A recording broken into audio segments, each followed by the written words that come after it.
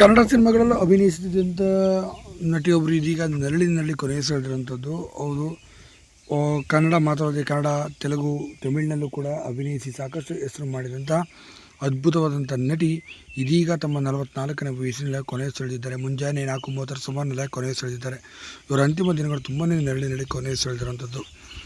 ಹಾಗಾದ್ರೆ ಯಾರಪ್ಪ ಈ ನಟಿ ಅಂತ ನೋಡೋಣ ಬನ್ನಿ ಸ್ನೇಹಿತರೆ.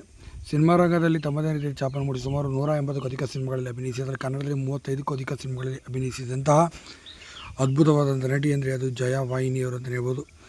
ಜಯಾ ವಾಹಿನಿಯವರು ತೆಲುಗುನಲ್ಲಿ ಅತಿ ಹೆಚ್ಚು ಸಿನಿಮಾ ಮತ್ತು ಸೀರಿಯಲ್ಗಳಲ್ಲಿ ಕಾಣಿಸ್ಕೊಳ್ತಿದ್ರು. ಇವರು ಕನ್ನಡದಲ್ಲೂ ಕೂಡ ಇವರು ಅಭಿನಯಿಸಿರೋದು ತುಂಬಾ ವಿಶೇಷ ಅಂತ ಹೇಳ್ಬೋದು. ಸುಮಾರು 35ಕ್ಕೂ ಅಧಿಕ ಸಿನಿಮಾಗಳಲ್ಲಿ ಪೋಷಕ ಪಾತ್ರಗಳಲ್ಲಿ ಮತ್ತು ಸ್ನೇಹಿತರ ಪಾತ್ರದಲ್ಲಿ ಕೂಡ ಇವರು ಅಭಿನಯಿಸಿದರು. ಜಯಾ ವಾಹಿನಿಯವರು ಒಂದೆರಡು ಸಿನಿಮಾಗಳ ಪ್ರಮುಖವಾದ ಪಾತ್ರವನ್ನು ಕೂಡ ನಿಭಾಯಿಸಿದರು. ಕ್ಯಾನ್ಸರ್ ಎಂಬ ಮಹಾಮಾರಿಯಿಂದ ಬಳಲ್ತಿದ್ದರು. ಸುಮಾರು 2 ವರ್ಷಗಳಿಂದ ಕೂಡ ಈ ಕಾಯಿಲೆಯಿಂದ ತುಂಬಾ ಬಳಲ್ತಿದ್ದರು. ಇತ್ತೀಚೆಗೆ ಆರ್ಥಿಕ ಸಮಸ್ಯೆಯಿಂದ ಕೂಡ ಎಲ್ಲರಿಗೂ ಕೂಡ ನೆರವನ್ನು ಕೂಡ ಕೇಳಿದರು. ಸಾಧ್ಯವಾದಷ್ಟು ಜನ ಕೆಲವರು ಅವ್ರ ಕೈಲಾದಂಥ ಸೇವೆಯನ್ನು ಕೂಡ ಮಾಡಿದ್ರು. ತುಂಬಾ ಹಾಟ್ ಮತ್ತು ಬೋಲ್ಡ್ ಸೀನ್ಗಳಲ್ಲಿ ಕಾಣಿಸ್ಕೊಳ್ತಿದ್ದ ಜಯಾ ವಾಹಿನಿಯವರು ಕ್ಯಾನ್ಸರ್ ಎಂಬ ಮಹಾಮಾರಿಗೆ ಬಲಿಯಾಗಿದ್ದಾರೆ.